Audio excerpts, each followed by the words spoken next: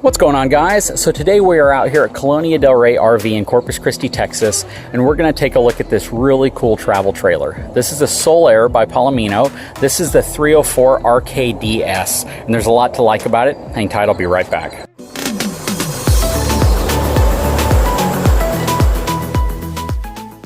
So before we go too much further, let's take a look at the numbers on this relatively long and relatively heavy Solaire from Palomino. So this has a gross vehicle weight rating of 8,920 pounds. It has an 1,121 pound cargo capacity, runs on D-rated 15-inch wheels and tires, and their 4,000 pound axle. So you have 8,000 pounds worth of axle capacity. You're going to transfer about 1,000 pounds to the back of your truck, so they're adequate, even though I would have liked to see 5,200 pound axles on this unit. But this specific trailer is easily towable by a 3/4 ton truck, gas or diesel. I don't think you need to go any bigger than that. I don't recommend towing something like this with a half-ton truck. This thing's about 33 feet long. It's a little bit too large, a little bit too tall, a little bit too heavy for most half-ton trucks, considering your average half-ton truck has a maximum tow capacity of about 8,000 to 9,000 pounds. It's very rare that you come across the max tow models that are over 10,000 pounds. Anyways, that being said, let's take a look around this. First of all, has a rack and pinion slide here. You got storage right here, which would be underneath the bed inside, which we'll take a look at once we get inside. Rack and pinion slide back here. Here are your waste connections, your water connections over here.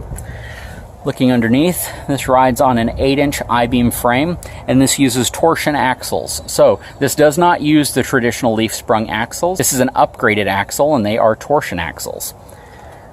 If you're not familiar with those, it's essentially long rubber beads that go around a square-shaped tube, and as the tube turns, it presses against those long rubber beads, and it creates a dampening suspension effect.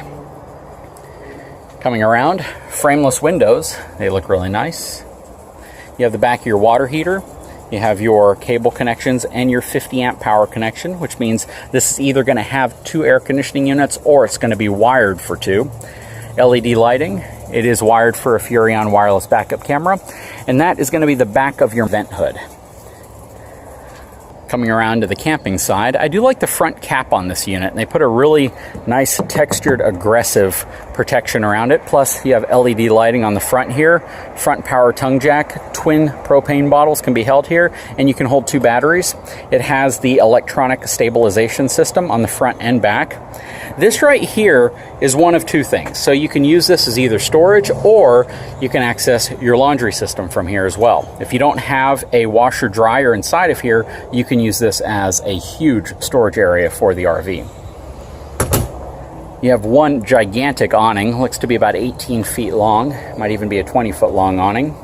Coming back, the door is a friction hinge door. With friction hinge doors, you're not seeing as many of the latching systems on these anymore, simply because the door pretty much holds itself open. I still would kind of prefer to have a latch there as backup in case it gets too windy. On this side, you can see this has Castle Rock tires. I would probably upgrade to a better tire, at least a higher load range tire after a few thousand miles. But I do like the fact that there are torsion axles on here. Tires can be a relatively inexpensive upgrade. Has a nice outside kitchen area, and what I like about it is it has a sink. So that is really nice. Too often you see outside kitchens without sinks. You have your micro refrigerator there. Nice size baggage doors as well. Your outside speakers, cable and power connection. This is where you would hang your TV, so you can watch it outside. You can see the Torflex suspension system right here from Dexter.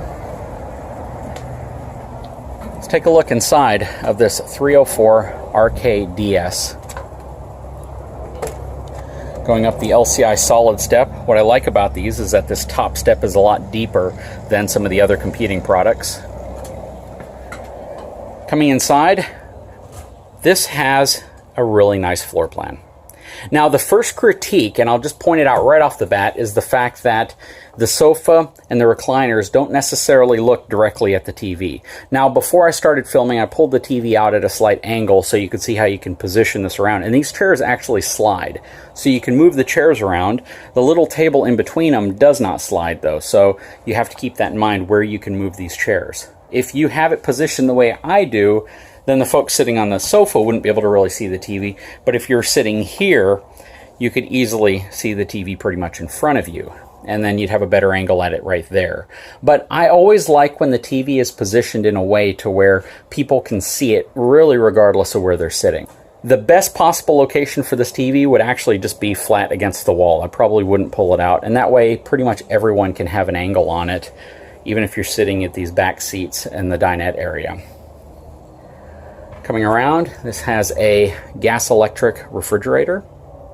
Has a nice kitchen area, tremendous amount of countertop space, nice sink. I like how the sink is kind of positioned this way as well, so if you're back here washing dishes or doing something, you can communicate and talk to the people who are here in the living room area. Lots of cabinets as well. You have cabinets up here, you have more cabinet space there, more cabinet space up there. This is just a really nice laid out kitchen. And this is really cool as well. You have this huge drawer right here, which is great for pots and pans, things that you might want to get to quickly. And then you have more storage over here as well. And these are pretty deep. Lots of storage in this unit. Very nice, neutral, lighter tones as well. Let me know what you think about the color of the interior of this unit, because it's definitely a little different. You don't see many dark tones. Pretty much everything in here is relatively light. This has an MSRP of $51,840, and they're asking $36,687. I like that they put USB and power connections here on the side of this table, so if you're sitting here and you want to charge your phone or work on your laptop or your iPad, you can easily provide power to it right there. Your controls are all right here. You have your Wi-Fi booster right there. Taking a look in the bathroom area. Has a good sized bathroom. Porcelain foot flush toilet, nice area for towels, toiletries and such. Good sized shower stall. This is really nice actually for a travel trailer. You generally don't see bathrooms as well equipped in travel trailers. Nice sink area. Coming out. I love that the flooring in here continues all the way through this RV as well. Coming into the master bedroom area, has a king-size bed. You don't have much room on this side, even though you have a tremendous amount of room here at the end of the bed to get on and off it. So you pretty much have to crawl from the bottom of the bed onto it, which, you know, if you've been in RVs, it's not too uncommon. Looking right here, a lot of people will love the fact that you have a full stackable washer and dryer in here. That is really cool, and that is very rare to see in a travel trailer. Very rare. Maybe 10% of travel trailers have space for a washer and dryer, let alone a stackable unit. Up front, you have a good sized wardrobe. You know, it's not what I would consider fifth wheel large, but it's still a good amount of space, plus you have a pocket here for your shoes. Very nice. And under the bed, I'm sure you're going to have quite a bit of storage. Yeah, so you got a lot of storage here under the bed as well. And this is pretty common on most RVs, so you should be able to flip the bed up in just about 99% of RV floor plans to access storage underneath. Good ceiling heights in here. This has twin air conditioning units, has a Coleman Mach system up here in the front, and towards the back living room area it has another system, and they are ducted, so you can get air around this coach really easily. Anyways, this is a nice floor plan. I mean, I absolutely love the interior space here. I'm not a huge fan of the positioning of the TV in conjunction to the seating here, but at the same time, it's still very doable. So even if you have people sitting here, they're not craning their neck too far to see the TV, especially because these chairs can rotate. And let's say it's a couple, you could easily have somebody sitting here and then somebody sitting in this recliner and easily be able to see the TV. But I think that would be my only gripe with this unit, is the positioning of the living room furniture in conjunction to the TV. I really love the freestanding dinette with the 4 chairs. If you think about it from a practicality perspective, how many people could you entertain in here? You could have 2 people on the sofa, 2 people here, so that's 4. 4 people here, so you have 8 people so far, and then maybe some people in the kitchen. You could feasibly fit about 10 to 11 people inside of this RV. Now, I'm not saying you could do it and keep the thing cool in the dead heat of summer, but this has plenty of room to entertain. Only 1 slide right here, 1 slide in the bedroom. You don't have a lot of slides to worry about in this unit, and it still feels very nice, open, and airy.